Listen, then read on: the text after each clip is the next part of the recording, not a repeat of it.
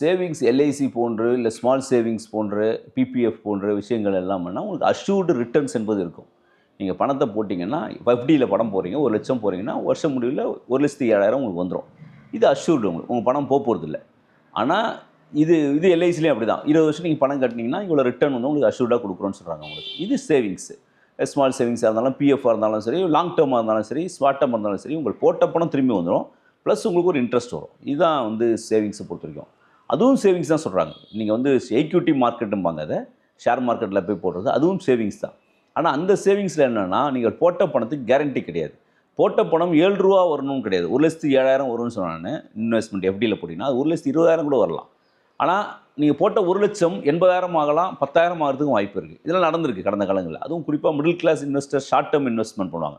ஒரு லாங் டேர்ம்னா ஒரு 10 வருஷம் 15 வருஷம் போட்டு வச்சுட்டு வெயிட் பண்ணுறதுலாம் கிடையாது. நம்ம ஏதோ ஒரு இருக்க பணத்தை போட்டு பிராய்ஞ்சு ஒரு 10,000 20,000 50,000 1,00,000 போட்டோம்னா அடுத்த வருஷம் 51,000 ஆச்சுனாலும் நம்ம எடுத்துருவோம். பரவாயில்லப்பா 20% நமக்கு வட்டி வந்துடுச்சு போதும் அப்படின்னு நம்ம எடுத்துருவோம் நம்ம. ஆனால் 50,000 அடுத்த ஒரு வருஷத்தில் நீங்கள் எடுக்கும்போது 50,000 இருக்காது, 48,000 இருக்கும், 47,000 இருக்கலாம். அப்போ உங்களோட வருமானம் உங்களோட சேமிப்பு என்பது எரோடாகி போய் போகிறது. அப்போ இதுதான் ஷேர் மார்க்கெட்டில் இந்த ரிஸ்க் இருக்குது.